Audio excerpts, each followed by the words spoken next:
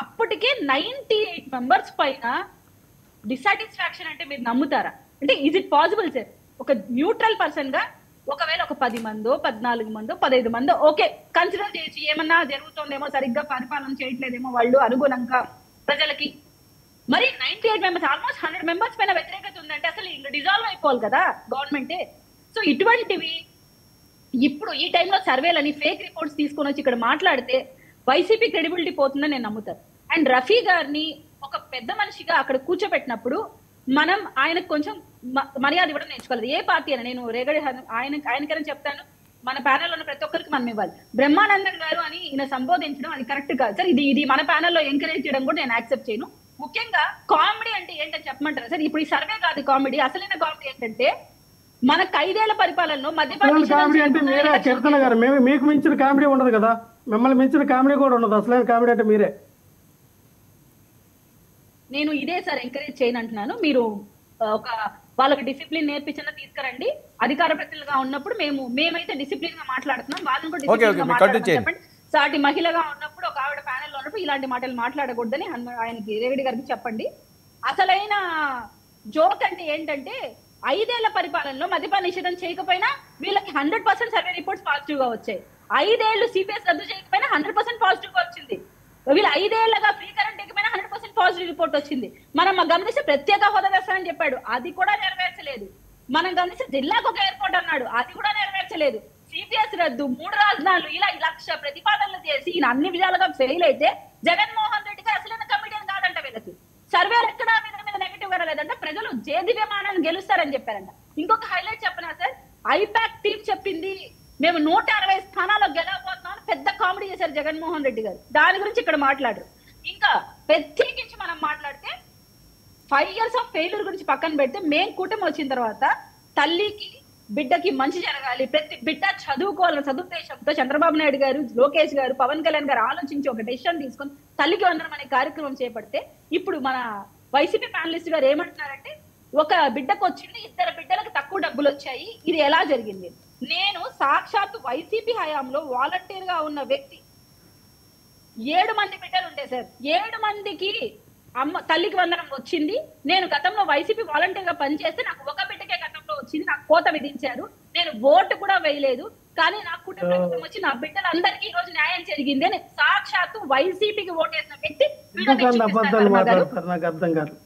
నేను కాదు కదా, అక్కడ సదరు వ్యక్తులు మాట్లాడుతున్నా. Please listen to them.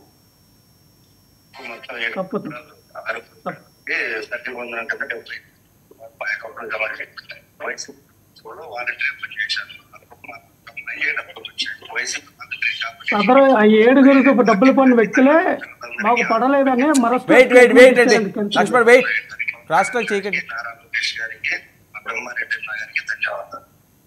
Sir నేను అంటున్న మాట కాదు, మీకు వీడియో కూడా పంపిస్తాను.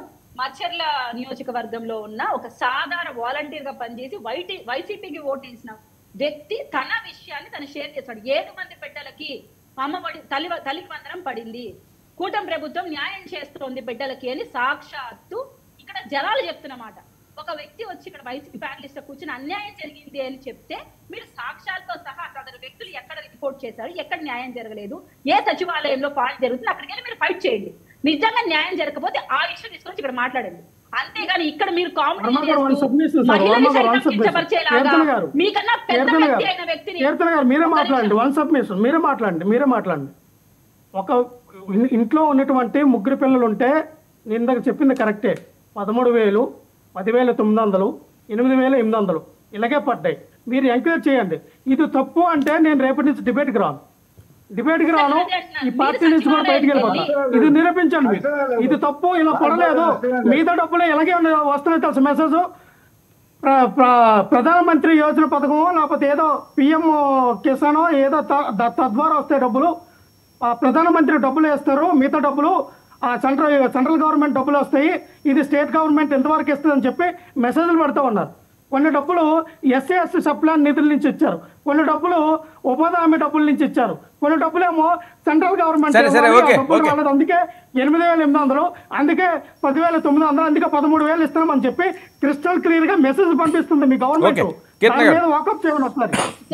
ఒకరికి కూడా ఇవ్వకుండా స్లాబులు కోతలు విధించి ఇబ్బంది పెట్టిన మీ ప్రభుత్వం ఈ రోజు కూటమి ప్రభుత్వం ఎంతమంది పెట్టకుండా అదమంది ఇస్తూ ఇక్కడ వచ్చి మేము సాక్షాత్ సహా సరే కాదండి ఇప్పుడు కాదు సర్వే తప్పు అంటారా ఏంటి చెప్పండి మీ అభిప్రాయం వైసీపీ వాళ్ళు చేశారంటారా సార్ నేను అటువంటివి మాట్లాడడానికి నేను ఇక్కడ లేను నా వరకు ఏంటంటే ఒక సంవత్సరంలో ఒక పరిపాలన మీరు ఎలా జస్టిఫై చేసి మాట్లాడారు అన్నం ఉడికిందా లేదో ఒక మెతుకు పెట్టుకుంటే చాలు అంటనే వాళ్ళు సామెతలు చెప్తున్నారు మనం అంతా పట్టు చూడాల్సిన అవసరం లేదు ఇన్ని ఫెయిల్యూర్స్ మేము చూపిస్తుంటే 100% సర్వే రిపోర్ట్స్ మీకు పాజిటివ్ గా వచ్చాయని చెప్పుకున్నా ఈ వైసీపీ వాళ్ళకి ఏం చెప్పాలి అప్పుడు మేము 1 year లోనే నెగిటివ్ వచ్చింది ఎలా 98 మెంబర్స్ మీద ఎలా నెగిటివ్ వస్తుంది సార్ ఏది వినడానికన్నా ఆశ్చర్యంగా అనిపించదా నమ్మే మాటలు చెప్పాలి అంటే కాదు వాళ్ళు చెప్పేది ఏంటంటే వాళ్ళు కొన్ని రీజన్స్ చెప్తున్నారు ఓకే ఇది వదిలేయండి సర్వే ఏంటన్నది ఇప్పుడు రెగ్యులర్గా మాట్లాడేది ఏంటి వైఎస్ఆర్సీపీ శ్రేణులు కానీ కొంతమంది విశ్లేషకులు కానీ చంద్రబాబు నాయుడు గారు పదే ఎందుకు హెచ్చరిస్తున్నారు మంత్రుల మీద ఆయన సీరియస్ అవుతున్నారు ఎమ్మెల్యేల మీద సీరియస్ అవుతున్నారు గతంలో ఎప్పుడు ఇలా లేదు ఆయన అని అంటే కొత్తగా వచ్చిన వాళ్ళు ఇంకా నేర్చుకోవటం లేదా ఏ రకంగా పాలన సాగించాలి నియోజకవర్గాల్లో ఏ రకంగా